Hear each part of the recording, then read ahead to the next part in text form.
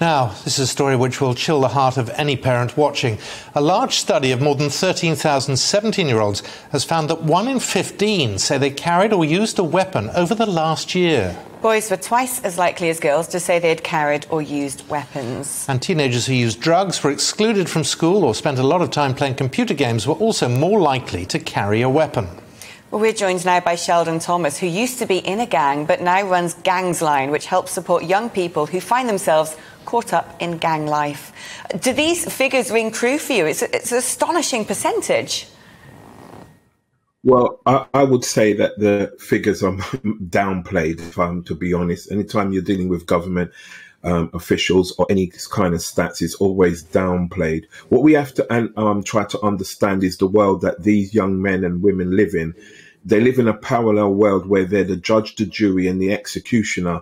They have two policies: no snitching and violation. If you violate them using social media, they will come for you. So many young people carry weapons for different reasons. Some carry it because they don't want to join the gang, so they carry it to defend themselves. Some carry it because they're in a gang and they're doing county lines, selling drugs. And others carry it because they just want to play into this kind of bad man image that they have.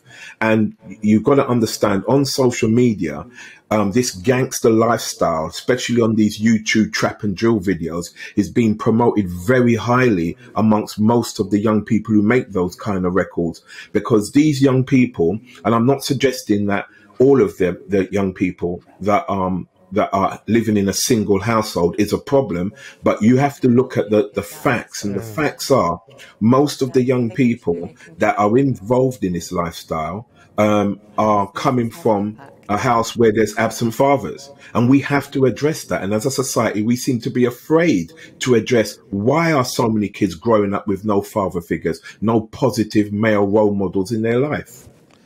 Sheldon, the problem also is that as soon as you go out carrying a weapon, you're much more likely to end up in some sort of violent attack, whether you pull the knife or not.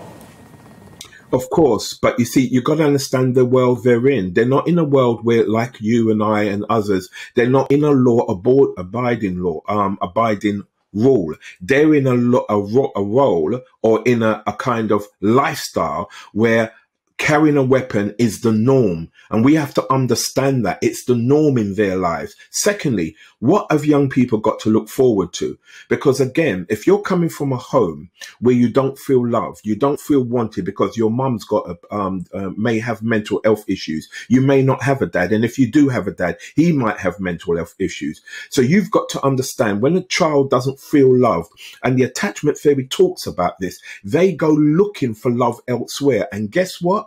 They go into the arms of these drug dealers, these gang members, these young men who make these trap and drill videos, who promote this lifestyle. So parents have got a lot to deal with. They have to start looking at, what are their kids getting up to? Who are their kids interacting with on social media? Are their kids being bullied, or are their kids bullying others?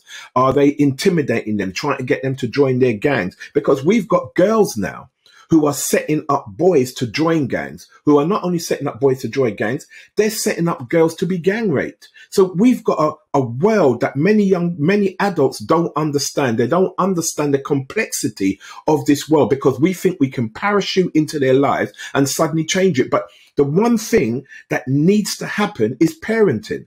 And we can't just continue to blame government for absolutely everything, even though government have got a lot to answer for. For instance, there's no vision for children. When a child does 7, 8, 9 GCSEs, you're going to tell that child, oh, the only job you can get is some apprenticeship for £5 an hour.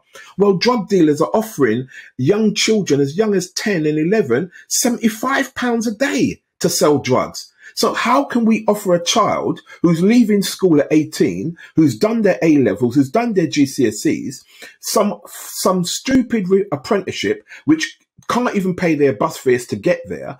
There is no guarantee of a job at the end of it. So what exactly is the government got to offer children? Well, I can tell you this.